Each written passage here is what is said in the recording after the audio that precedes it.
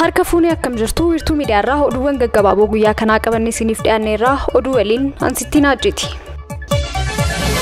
Itamajoor Shumiin waliigala raayyaa ittisa biyyaa Fiild Maarshaal Birhaanuu Juulaan guyyaa humna qilleensa Itoophiyaa 88ffaa kabajuuf Bishooftuutti argamaniiru. Fiild Maarshaal Birhaanuu Juulaan wayita Bishooftuu ga'anii simannaa ho'aan kan taasifameef yoo ta'u, dabalataanis bakka bashannana qondaaltota humna qilleensaa guutummaan haaromfames eebbisiisaniiru. Bakki bashannanaa kunis bara 1955 kan ijaarame yoo ta'u, sadarkaa isaa haala eeggateen haaromfamuun miseensota humna qilleensaa fi maatii isaanii akkasumas hawaasa naanno'aaf fayyadamtoota taasisuun ibsameera. Hundeeffamni waggaa 88ffaan humna qilleensa Itoophiyaa bakka Fiild Maarshaal Birhaanuu Juulaa fi qondaaltonni jeneraalaa akkasumas qondaaltonni olaanoo mootummaan argamanitti marii paanaaliin kabajamaa jira. Komishinii haaromsa biyyaalessaa Ambaasaadder Tashoomee Togaa Itoophiyaatti Ambaasaadder US kan ta'an Harvin Maasingaa waliin marii taasisan ilaalchisee odeeffannoo komishinichi marsarii irratti baasee dogoggora waan ta'eef fuula miidiyaalee hawaasummaa fi marsarii irratti akka kaasu BBC'f ibseera. Odeeffannoo jalqabaa fuula komishinichaa irratti bahee hidhattoonni faannoo ajajaa tokko jala waan hin jirreef mootummaa waliin marii gaggeessuuf mijataa miti jechuun komishinii haaromsa biyyaalessaa Ambaasaadder Tashoomee Togaa dubbachuu eera. Akka gabaasa jalqaba bahetti Ambaasaadder Tashooman kan dubbatan jimaata muddee 8 bara 2023 ture. Itoophiyaatti Ambaasaadder Ameerikaa kan ta'an Harvin Maasingaa waliin marii yeroo taasisanitti jedhe. Gama biroon immoo naannoo Amaaraarraa gaafiin daangaa lafaa naaf malaa dhiyaatuuf sochii waraanni Eertiraa naannoo daangaatti taasisu wal amantaa naannoo Tigraay fi mootummaa federaalaa gidduu jiru danquu akka dandeessisus Ambaasaadder Tashooman himaniiru jedhe. Haa ta'u malee komishinichi odeeffannoon fuula miidiyaa hawaasaa isaa irratti bahee dogoggora jechuun maxxansichas kaaseera. Komishinichi fuula miidiyaalee hawaasummaa isaa fi marsarii isaa irratti odeeffannoo maxxansee ilaalchisee haala itti gaafatamummaa hin qabneen odeeffannoo kana raabsaniiru kan jedhan hoogganaa komishinichaa hojiirraa dhorkuun dhimmicha qorachaa akka jiru beeksiseera. Odeeffannoon komishiniin haaromsa biyyaalessaa amma haqe kun kan jalqaba maxxanfame wiixata akka lakkoofsa Itoophiyaa muddee 1 bara 2016 ture. Odeeffannoon mariidhumaa torban darbeetti komishinarichi Ambaasaadder Tashoomaa fi Ambaasaaddarri Ameerikaa Harvin taasisan ilaale kun maricha irratti gaafii fi deebii ka'anii turan jedhu kan of keessatti qabate ture. Naannoo Amaaraa fi Tigraay daawwatanii kan turan Ambaasaadder Ameerikaa kun dhimma humna waraana Eertiraa naannoo Tigraay keessa jira jedhamee fi haala nageenya naannoo Amaaraa ilaalchisee yaaddoo qaban ibsuu isaanii odeeffannoon komishinichi maxxanse irratti ibsamee ture. Gaafii Ambaasaadder Ameerikaan dhiyaatee fi deebiin Ambaasaadder Tashooman kennan jedhus bal'inaan marsarii irratti komishinicha irratti ba'ee ture. BBC'n odeeffannoo marsarii irratti komishinicha irraa ba'ee eeruun guyyaa sana gabaasa dhiyeessee ture.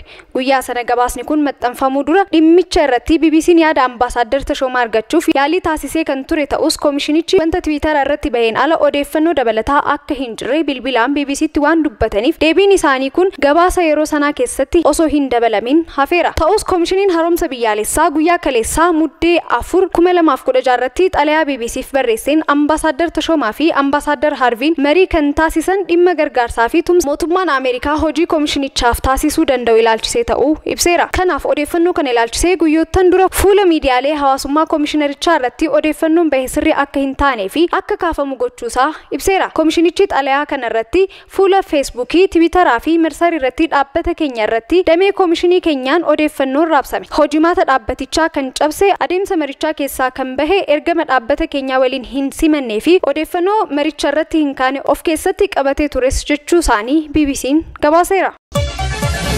Itoophiyaan boondii doolaara biliyoona 1 gabaa addunyaaf gurgurtee dhalasaa doolaara biliyoona 33 kafaluuf yeroon kennameef xumuramee hanga ammaatti guyyoota 4 darbeera. Akka lakkoofsa Itoophiyaa bara 2007 Itoophiyaan boondii doolaara biliyoona 1 gurgurtee liqii argatteef dhalasaa kaffaltee kan xumuruu qabdu hanga muddee 1 bara 2016tti ture. Guyyaan kun wayita xumuramuu mootummaan liqii kana yeroo qabameef keessatti kafaluu akka hin dandeenye ibse. Gurgurtaa boondii kanaaf waggaatti dhalli kaffalamu dhibbeentaa 6.625 ture. Shallagni kun kan waggaa ta'us kaffaltiin garuu waggaatti yeroo 2 yookiin ammoo ji'a 6 raawwatama. Waggaa 10f kan deemaa jiru gurgurtaan boondii kun bara dhufu jechuunis akka lakkoofsa Itoophiyaa bara 2017 guutumatti kaffalamee xumuramuu qaba. Boondiin kun erga gurguramee waggoota 10 jiran keessatti mootummaan liqeessitootaaf dhala kaffalee xumuramuu qaba ture. Ministeerri maallaqa Itoophiyaa garuu dhala kana kaffaluu akka hin dandeenye ibseera. Itoophiyaan yeroo qabameef keessatti dhala gurgurtaa boondii kana kaffaluu akka hin dandeenye erga ibsiteen booda kamisa kaleessaa jechuunis muddee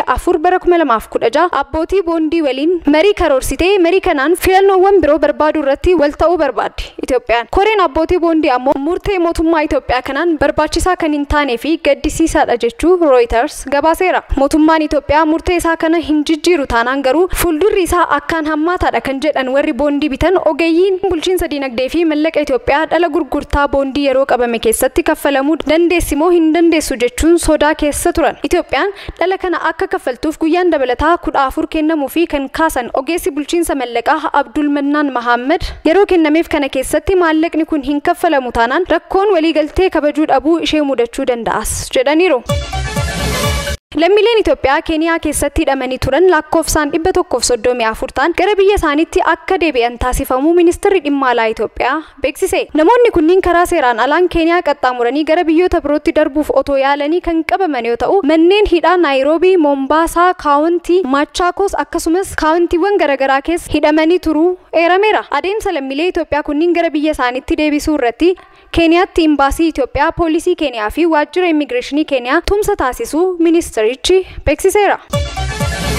Namoonni hedduun guyyoota keessaa guyyaa cidha isaaniif bakka guddaa kennu. Sanumaaf baasii guddaa baasuudhaan guyyaa cidha isaanii guyyaa hin dagatamne akka ta'uuf dhama'anii qopheessu. Namoonni qabeenya qaban biyyarra darbees biyyoota Awurooppaa fi Ameerikaa akkasumas biyyoota Arabaa deemanii achitti dabarsu. Odeeffannoon ganama kana bahe misirroonni Chaayinaa gaa'ila isaanii magaalaa Finfinneetti kabajataa jiru nuun jedha. Lammiilee fi misirroonni Chaayinaa 12 magaalaa Finfinnee addabaabaayii Michoominatti sirna gaa'ila isaanii paarkii Michoominaa irratti raawwachuun isaanii ibsameera.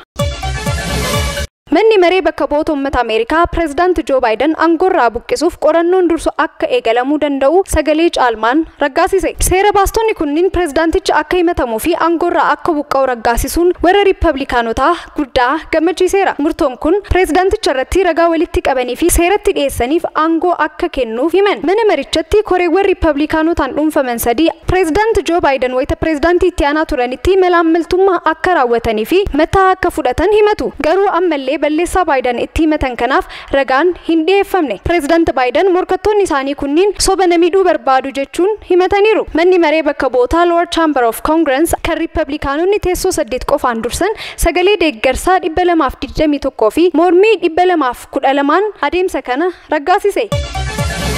Oduuwwan gaggabaaboon guyyaa kanaa kanneen turanii sagantaalee wiirtuu miidiyaa birooliin turtii gaarii qabaadhaa.